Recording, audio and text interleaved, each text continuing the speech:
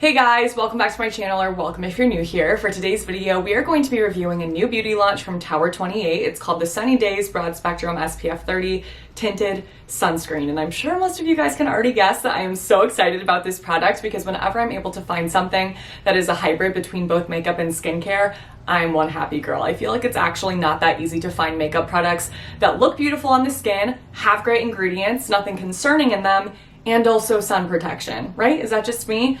I'm not finding products like this every day, so when I do, I want to talk to you guys about it. I thought that this would be the perfect product to do a dedicated review on here today. So in this video, we are going to take a look at the ingredients in this product, talk about anything that's going to be really beneficial for the skin, anything that may be concerning if you have sensitive or acne-prone skin, like myself. I have a hair in my lip gloss, but what else is new? And then of course, we're going to take a close-up look at the formula. I'll actually apply this to my face with my fingers, a sponge, and a brush so that you can really see how this applies to the skin with different tools.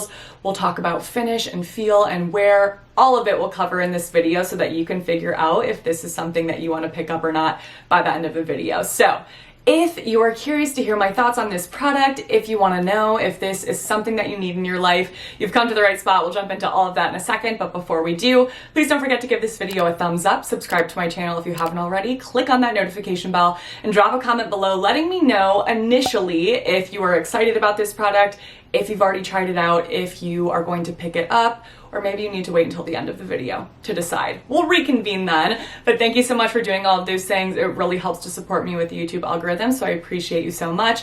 And if you need anything from me at all, it's always listed in my description box below, including Lightroom preset filters for editing your Instagram photos, my SPF merch, discount codes, timestamps, and links to my favorite products, and this product right here. All right. Let's jump into this review. All right, let's talk product details first. So this bottle has 1 fluid ounce of product in it, which is standard for a foundation or a tinted moisturizer, and it retails for $30. There's 14 different shades available. Not the best I've ever seen, not the worst. I will say for a tinted moisturizer with sunscreen, this is one of the more impressive color selection, availability, varieties, color ranges, I think is what I was trying to go for there. My God. So when it comes to tinted sunscreens, we typically don't have the luxury of being able to choose between a variety of shades. A lot of the times tinted sunscreens only come in one shade, which don't even get me started on that. I don't even know how that is still a thing. So on the one hand, I'm excited to see 14 different shades. It looks like we have a really nice spread between fair, light, medium, deep, and dark. Would I love to see even more, something closer to a foundation? Yes, but this is a step in the right direction, I think, compared to other tinted sunscreens. For reference, for those of you that are wondering, I have the shade 15 Melrose, which is the third lightest shade. It's the light shade with neutral undertones, and I actually feel like it's a really, really good match for my natural skin tone. I am definitely a very pasty individual, but keep in mind that I have really bright studio lights behind me to create good lighting for the video, so that makes me look even more pale than I actually am in real life. So I don't know if that helps you. Okay, so Tower 28 says that this is a 2-in-1 fragrance-free mineral sunscreen foundation with SPF 30, light medium buildable coverage, and a natural finish that is safe for sensitive or problem skin. We're gonna see about all of those things. Sometimes brands will make claims about a product being fragrance-free because it doesn't have synthetic added fragrance, but then there will be all these essential oils in it. We're going to take a look at that, and of course the other claims as well, like being good for sensitive and problematic skin. Anything else? I think that's about it, other than the fact that this is vegan, which is great. All right, let's talk ingredients, starting off with sunscreen filters. So there's actually only one active ingredient in this, and it's 12.6% zinc oxide. Great mineral filter. It gives us protection from both UVA and UVB rays, so we get broad spectrum protection from that one single filter, which is great, and SPF 30 protection at that.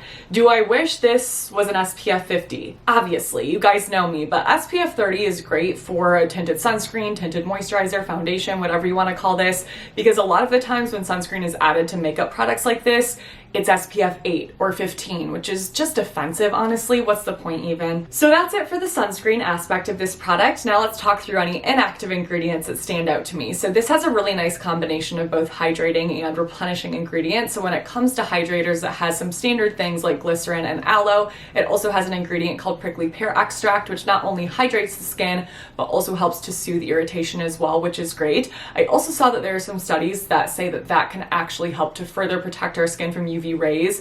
Obviously not to be a replacement for sunscreen filters, but added to something like this, I think is a nice little bonus. And then when it comes to things that will help to replenish the skin, this has lecithin and one of my favorite skincare ingredients ever, which is Centella asiatica. It's a reparative ingredient that's anti-inflammatory. It has antioxidant properties to it. It promotes wound healing. It calms and soothes. It moisturizes. It is a beautiful ingredient. Now for any problematic ingredients. So this is fragrance free. There's no added fragrances. There's no essential oils. There are no comedogenic ingredients in this that should pose risk for breakouts if you have acne prone skin, if your pores clog easily. There is one ingredient on this label that could be irritating or sensitizing. It's called sage extract. It's not something I'm concerned about in this product because it's almost very last on the label. So that means there's not a lot of that ingredient in this. A higher amount of that would pose a higher risk for irritation. I'm sorry, the hair and the gloss today. I'm gonna try to keep my hands down. If that ingredient was second on the label, I would be a little bit more worried about that causing irritation, but because it's almost very last and it's the only ingredient on the label, it's not something I'm worried about, and this product doesn't irritate my skin whatsoever. So I only bring that up because I like to let you guys know the full picture so that you can make a decision for yourself. But is it something that is going to prevent me from using or recommending this product? Definitely not. All right, that's it for details and ingredients. Now we are ready to take a look at this formula. So when I initially squeezed this out of the tube just to do a little hand swatch, I was so excited because it really reminds me of a serum foundation. It's not quite as lightweight as something like, let's say, the Ordinary serum foundation. That may actually be the lightest weight serum foundation I've ever tried. It's almost like water. It's kind of insane, but this is pretty close. It's a little bit thicker and creamier than that, but it is still so liquidy, so lightweight. Oh my gosh, absolutely beautiful formula. I'll show you guys application with my fingers first. I think that it applies really nicely with fingers. It's not my personal favorite way to apply it, but if you're somebody that likes to just kind of throw this on like it's skincare, you definitely can do that. I would say start off with a lighter amount of product and then go from there. You can add more if you would like to. I kind of made the mistake of using a little bit too much at first, and then I feel like it's just a little more difficult to work with and get to sink into the skin nicely, but you can definitely use fingers and get a pretty result. I'd say the same thing kind of holds true with brush application, where you can get it to look nice, but you're gonna wanna start off with less product.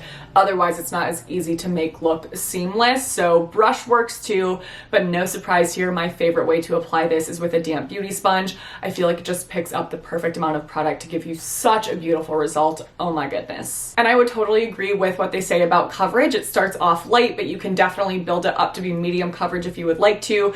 If you're applying it with a damp beauty sponge, I think it's the type of product that layers really well because that sponge is going to pick up excess and you can get it to a medium coverage without it feeling really heavy. And then as far as how this feels when you're actually applying it on the skin on your face, I would say that it feels very lightweight, but at the same time, it still has a hydrating, moisturizing element to it. So it's not so lightweight to where it feels like there's nothing on your face. It's kind of this perfect in between of being a lightweight formula that doesn't feel heavy and greasy on the skin, but that also provides you with hydration and moisture, which I really enjoy. The finish is definitely on the dewier, glowier side. So if you have dry skin, I think that you will love using this by itself. If you lean more oily like I do, I would definitely recommend setting it with a setting powder. At first, it doesn't look too shiny, but as the day goes on, it's definitely one of those products where my oils start to pop through a little bit more and enhance the shiny look. So if I were to skip setting powder, by the end of the day, I would look way too oily. But with a setting powder, I think that it allows my oils to come through in a really fresh, healthy way, and it gives you a very pretty radiant glow without it being wet looking on the skin. So as far as wear and longevity of this product, it's something that I do feel I need to repowder just in my T-zone throughout the day if I am not using a more mattifying setting powder. So if I'm using one that has a little bit more of a healthy glow to it, then that is something that tends to look shinier. I'll want to repowder.